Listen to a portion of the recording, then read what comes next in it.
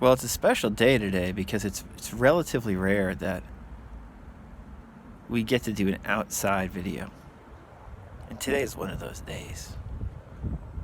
Fantastic. What better way than this to end the video series or whatever you want to call it that we've been doing on bringing out inner supply, the quality of inner supply that Joel Goldsmith talks about. We all have this abundant quality within us. And a lot of these great New Thought teachers, Law of Attraction teachers, Law of Assumption teachers, manifesting teachers, whatever you want to call them, they spoke about how you could bring out this quality and change your life by bringing out this inner quality of wealth and abundance that we all have, but that we usually don't recognize nearly to the extent that we could. And, you know, a lot of these dudes from last century that we've been reading the last couple of weeks, they talk about it really well, how to do that. One of those old dudes, Joseph Murphy. And, yeah, we went over the first 7 parts of the helpful pointers from this chapter yesterday. We're going to go over points 8 through 15 right now. But let's start by reading the second half of point 7 again. It's so profound, so helpful. Murphy wrote, the dominant idea is always accepted by your subconscious mind, i.e. your imagination. The dominant idea, that is what is accepted by your imagination. You know, that is what, as Murphy says, accents, your subconscious accents or your imagination accents what you really feel to be true, what you really feel. You can't fool your imagination. You can't fool your subconscious. It's what you really feel, the dominant idea. That is what is then presented and likely to unfold in your life in some, significant way. Murphy says in regards to this idea of inner supply, the dominant idea should be wealth, not poverty. Common sense, right? But uncommon common sense in that we have trouble following this. But Murphy has given us a lot of good ideas how to follow it, and he's about to give us some more. So point 8 is, you can overcome any mental conflict regarding wealth by affirming frequently, by day and by night, I am being prospered in all of my interests. By day and by night, I am being prospered in all my interests. Very similar to every day and every way I'm getting better and better, or every day and every way I'm getting wealthier and wealthier, or any similar phrase of that nature. Now, the key point here I'd like to emphasize is Murphy says you can overcome any mental conflict. Any mental conflict by affirming frequently. By affirming frequently.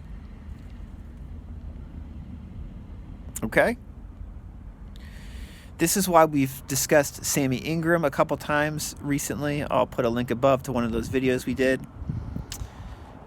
If you affirm something frequently,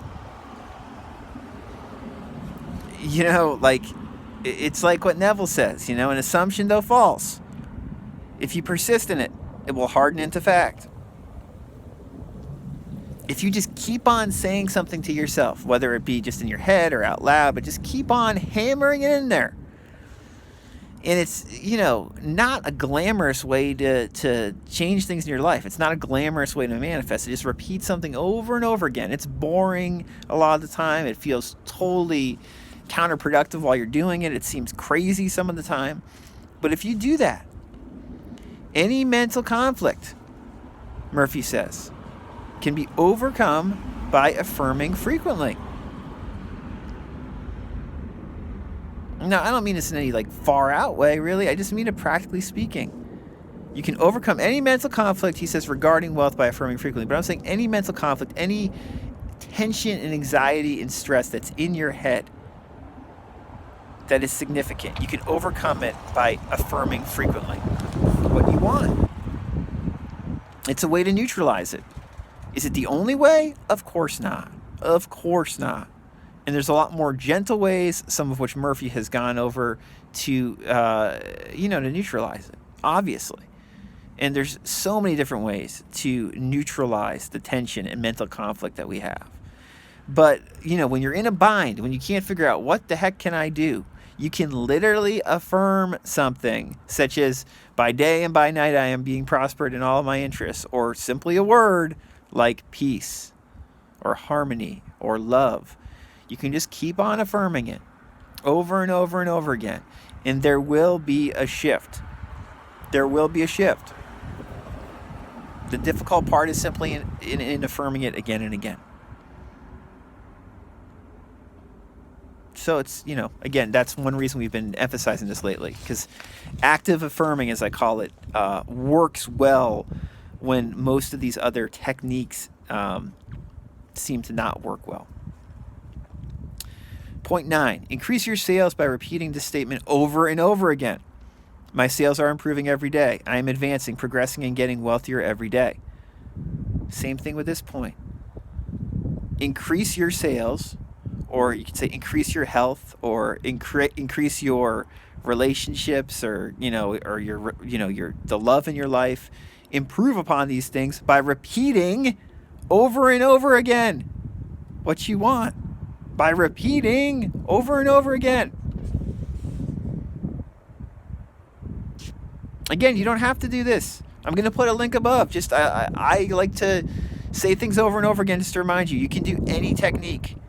I'm not saying you have to do this affirmative technique that Murphy talks about, that Coué talks about, that Sammy Ingram talks about, that Victor Bach talks about. I'm not saying you have to do this. I'm just saying that this works because you don't have to believe it will work for it to work. For there to be a shift. You're hammering it in. It's powerful. Point 10. Stop writing blank checks such as there is not enough to go around or there is a shortage, etc. Such statements magnify and multiply your loss. You're writing blank bullshit checks when you repeat to yourself. You don't have to say this out loud for this to have an effect. Same thing as we were just talking about, except on the negative end now. When you have the thought loop, when you are consistently thinking to yourself, there's not enough to go around, there's not enough to go around, there's not enough to go around, or there's a shortage, which we all have a tendency to do sometimes when it comes to certain things in our life, whether it be our finances or our health or our relationships. How is this going to work? This is not going to work. I don't see how this is going to work. This is a problem. These are thought loops we want to try to become aware of and neutralize and shift into peace and harmony. Get that mental conflict from being there to dissolving. Point 11. Deposit thoughts of prosperity, wealth, and success in your subconscious mind, and the latter will give you compound interest. In other words, deposit good thoughts of what you want in your imagination, and your imagination will work for you if you deposit them there. An assumption, though false, if persisted in, will harden into fact. If you keep on saying, I am wealthy, I am loved, things are good, if you keep on repeating that to yourself, your imagination, your subconscious, whatever you want to call it, your thinking starts to believe it because you keep on saying it. And after a while, your imagination is like, yeah, this is just how things are. I am loved. I am getting better. Things are good. I am becoming wealthier. Point 12. What you consciously affirm, you must not mentally deny a few moments later. This will neutralize the good you have affirmed. Again, no-brainer. This is the problem with, we affirm something for a couple minutes and that's it. Then the rest of the day we're thinking bullshit thoughts that are counterindicative of that, counterproductive to the positive statements we made. That's why you can affirm frequently what you want.